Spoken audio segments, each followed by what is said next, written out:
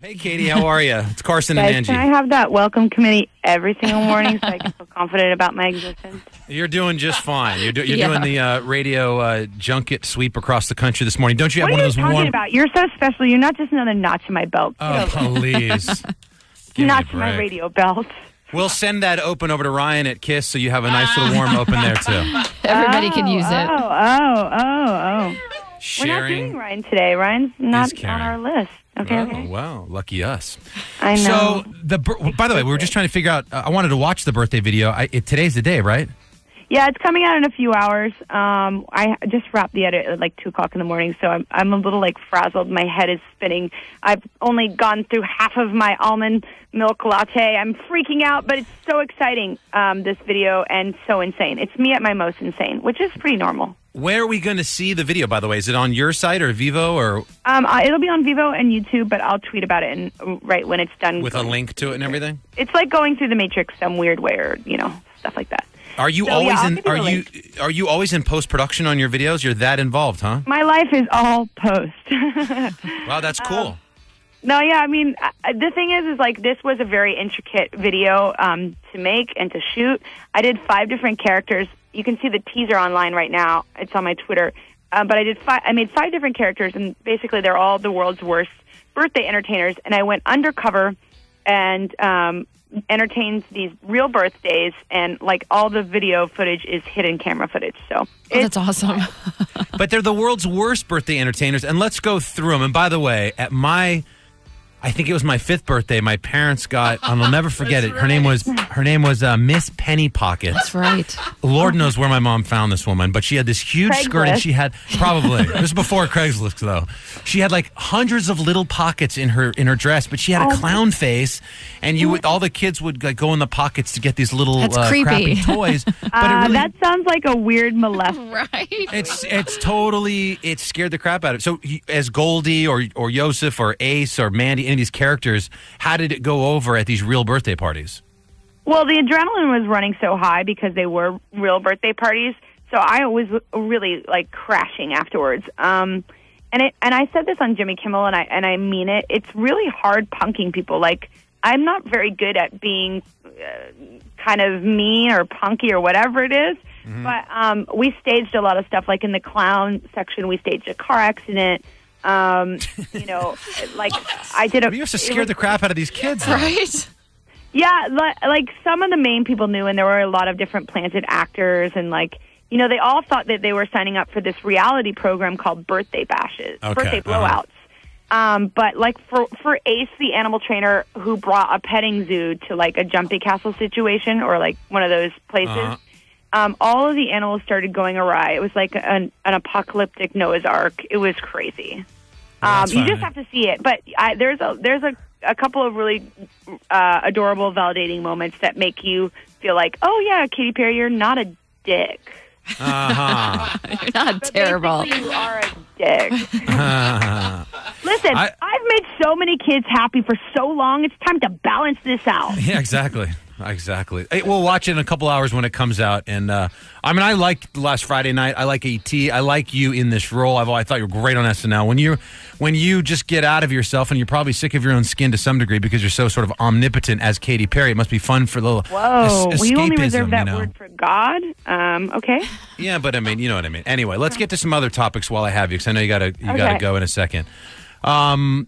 First of all, your Twitter fans, you have 52 million people. You're the most followed person on Twitter. Have you ever... What? What? Have you ever thought about just asking everybody to send you $5, and then you would have $250 million to give to like cancer research? Why would I give that away? God, that's a lot of money. You could cure cancer. I'm gonna sit in that, like, DuckTales, where he like surfed on all that money. You could swim in your money. You're cool. You have the ability with just a few keystrokes to ask for $1 from everybody and have $50 million. You guys know how much of a responsibility it is. Like when my butt accidentally tweets, it's so embarrassing. I'm sure the ripple effect is or crazy. like when I pick a picture to tweet, I'm like, no, not that one, not that one. What do you do now? I know you're going to be over in Ireland. The tour gets kicked off next month early in Belfast, which is that'll be fun for you. But it just kind of pre-tour, just take us into your mind right now. I know you're doing promo for the video, but what's your kind of life like in the next month as you gear up to just go across the world? Well, I'm leaving pretty soon. I'm going to head over to the UK for a whole month of May, and then I'll be in the US for all of summer, bringing you all the hits. And I'm just kind of getting into the mindset. We've been working on this tour for we've been in production for about 3 months, but we've been planning it for about a year. I mean, 6 to 8 months, really intensely. But it's just like there's so many different moving parts, and I'm not just someone that walks in with a latte and goes, "Okay." I'm like always a part of every moving part, and it can get a little overwhelming. But I think the end result is going to be very exciting for everyone to see. 7:15 on AMP Radio. It's Carson with Katy Perry who joins us live. Dark Horse was your ninth #1 single.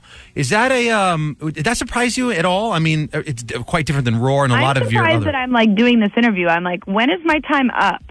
When am I like gonna be exposed? What do you mean? I'm thankful, but I count my lucky stars.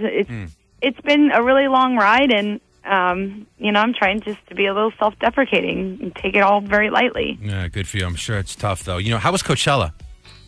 Amazing. I love Coachella. I'm so desperate. I'm such a basic. Who did you like? Did you see anything that was inspiring to you? Actually, you know what? My favorite show, surprisingly, not that I wouldn't expect it to be good, but Pharrell was so great because he brought on incredible guests. He brought out Nelly and Busta and Gwen and a couple other people, and then he let us go on stage for the end song for Happy. He pulled a bunch of me and my friends up. But I saw a lot of shows. I love live music. I mean, that's my hobby when I'm at home and I have extra time. I'm just going to see shows and stuff. I can't, and I know you love music so much. I can't stop listening to, for me right now, it's a Sam Smith record. I mean, I cannot. Oh my gosh, I'm so excited for that. Listening to release. It is ridiculous, but I saw him play with Disclosure. His range is incredible. It's insane, right? The guy's insane. He's so good. Yeah. Dude, when you hear a record like Sam Smith or anybody at your Coachella as a music fan, does it influence you when you start writing and thinking about a record? Well, influence me. I mean, I'd have a visceral gut reaction to it.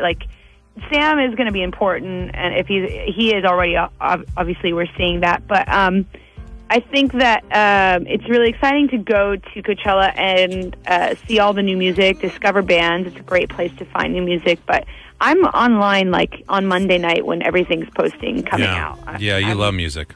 Oh, I mean, I wouldn't be doing this. There's Yosef. I wouldn't be doing this. In L.A., when you're here, we love Tegan and Sarah, speaking of music, and they're going to be opening up for you in L.A., which is fantastic. Who else do you have opening up for you? How do you work that across the country? Do it sort of regionally, give people a shot, or how does that work? I just do it as I like music. I mean, last time I got to bring out really incredible people like Marina Diamonds and Robin, but this time, I'm doing the same thing. I'm kind of changing it up. For the UK, I do Iconopop, and then for US, I do Capital Cities, Tegan and Sarah, and Casey Musgraves. So it's a variation. I just like to keep it spicy, Yeah, no, I like that, by the way. Because a lot of your fans, by the way, will see you in LA and they'll go see you somewhere else, and it's cool that they'll have a different opening act. Let's talk about Casey, because like Sam, we think she's going to be a very important sort of cog in the musical wheel the next, if not now, in the next couple of years, certainly. The CMT Crossroads concert you did with her, that just, by the way, that airs June 13th at 10 o'clock. We're all looking forward to that. Just tell me a little bit about her and about that. Well, I remember hearing Merry Go Round on a blog a long time ago and hearing it, and was so impressed by her writing skills and her approach and how prolific she is. And I got her information. I contacted her and asked her to come out and help me write my record. And so we got into the studio and we were writing.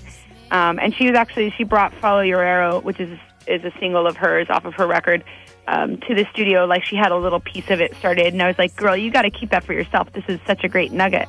But she's so kind and cool and has a different approach. She's country, but she's like a crossover country. She doesn't really fit into any particular mold, and I love people that are breaking molds concerning music. Yeah, we were glad to see you guys collaborating. She's great. All right, I'm going to ask you one more. True or false, you gave up alcohol to get in shape for this upcoming tour? I did for a while, but I always Crazy. always hit the bottle late. Always come back to that. You don't sit in an edit watching yourself dressed like I drink once a week. I love a bit of champagne, darling. Right. One keg a week. That's it. One like IV is necessary a week. Exactly. Listen, we're going to let you go, Katy. We love you here in LA. We'll see you when you're here for the shows. Birthday, let us know. Tweet us with a video. I love you. Congratulations on all the success, and stay happy and healthy, all right? Thank you. You too. You got it.